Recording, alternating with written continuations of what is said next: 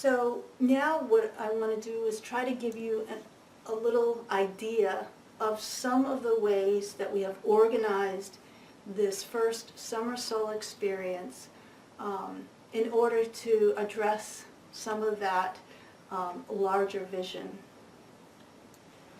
And I have this little diagram I made this morning, which I hope you can see.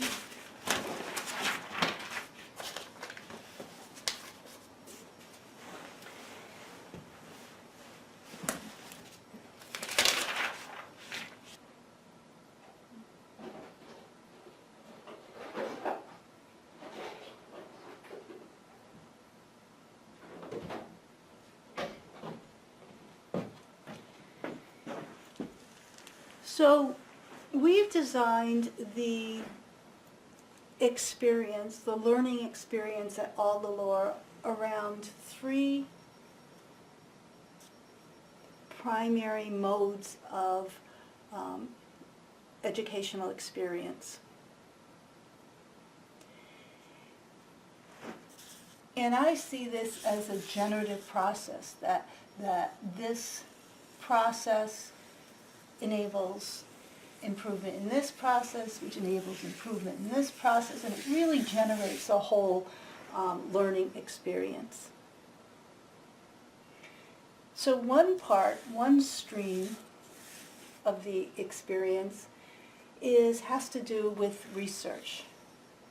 The ability to come up with novel questions about that are not knowns, and to start a process of active inquiry and research in a way that moves that question along. And the way that we support the research of the student is through insight practice, because you can't ask questions of the unknown without having at least some insight as to a hypothesis or a proposition or a relevant question. And what that looks like primarily is collective insight. We do collective insight practice here at Alderlore. Alderlore is the home of Alderlore Insight Center. Students engage in what I call contemplative science, because it's a science to do research, but the contemplative aspect of it is the ability to watch and to contemplate and be self-reflective of one's insight process. And why does it matter? So this generates novel questions and novel approaches to a research project. So we have contemplative science, collective insight practice, and the research.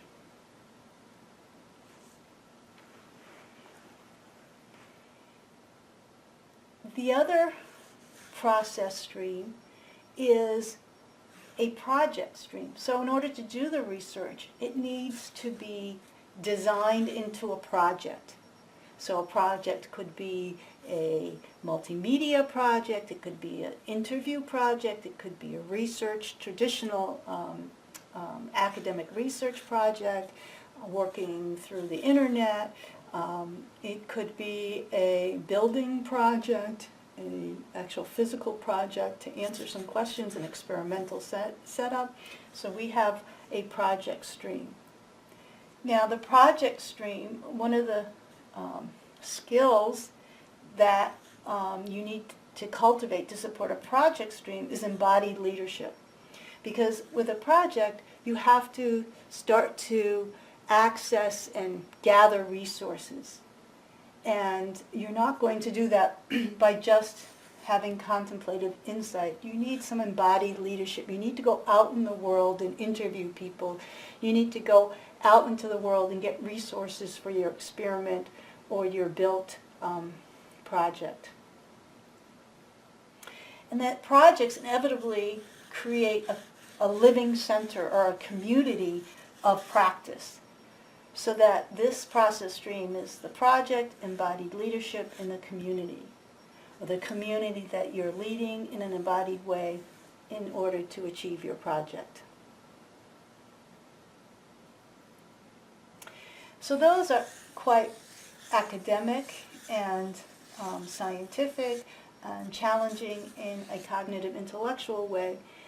But the third process stream, I think, has gotten increasingly important, and it's something that's traditionally left out of almost all educational design, and that is practice, or practical, or a practicum. So you can't just do a project, all of a sudden you're going to do it once and it just shows up. Now that's true in institutional situations where the institution will throw resources and support and really do all the leadership. You can give the student the sense, or at least the false sense, that the project is being led by them. But the real way that research projects and action gets done in the world, we know requires a lot of practice. And when students are robbed of the challenge of practice, they are robbed of the opportunity to develop the skill set that they need to face an unknown future. So practice, underneath practice I've put eco-awareness, and certainly here at Alderlore we mean ecological awareness, because designing and doing practice in the new world has to do with being ecologically aware, but I also mean it in terms of systems view, or ecological systems view, because if you have a systems view of your practice, then it's going to better inform and better generate or engineer or design your project.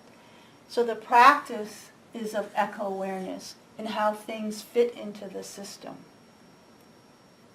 And to really bring that down into your life skills, so that being ecologically aware of the whole entire system, both human and non-human, as a practice, and making that real right down in terms of your life skills, is the practice that makes the project practical. So those are the three streams that our Alderlore soul is built upon, and these three are seen as generating and self-organizing a profound learning experience. We can look at each one of these three streams in a different way, so that, for example, this stream, contemplative science being the core, which generates insight into the research, I've put as a stream of understanding. So the goal of this is understanding. And the skill, or the competency that it intends, is clarity of purpose.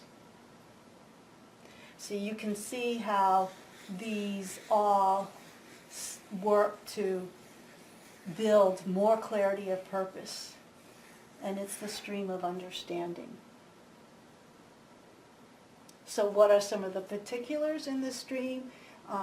Clarity of purpose, deriving meaning, being able to make, these are more like core capacities, being able to derive meaning, make important and relevant distinctions, discovering patterns, and looking for innovation, not to just repeat what's been done before. In the project stream here, we have at the core the community, which requires the embodied leadership to manifest your project. And I call that the leading stream. To lead, to be like a project manager. And the capacity that this is cultivating is adequate participation. So in order to gain insight into your research, to really understand, there's a certain level of participation that is required. Enough of a real-life project, enough leadership, enough community, adequate participation in your project is the capacity that is being cultivated in that stream. And if we look at core skills, the ability to, it's enactment skills, the ability to take a vision and enact it in the real world, the ability to do action inquiry. And all of these can be looked at in much more detail. And another core skill is to inspire people, to be inspirational, because you need a community to resource your project. So those would be some core skills that are addressed through this experiential stream of leading. And the last stream, which is the practice stream, I say that that's the stream of creating. That there's something physical, something very practical and physical left in the world. So we have our life skills as the basic fundamental orientation toward a creative life, for actually creating the structures of your own life. It's a very practical stream here. The eco-awareness that your life is nested inside a larger system and systems of systems, including human and non-human systems. And that gets cultivated through long-term practice. And the capacity that's being developed in the creating stream I call sensitivity to conditions. And this is also something that is being left out in education today, that students can have a lot of good ideas and a lot of resources, but they're not sensitive to real life conditions. It's relatively impractical. They can't discern the subtle changes in appreciation or relevance or meaningfulness. And so sensitivity to conditions, I think, is a very critical capacity for us to cultivate in our children. And some core skills then would be being able to create a method, to understand systems, to have some design skills, and to be inventive.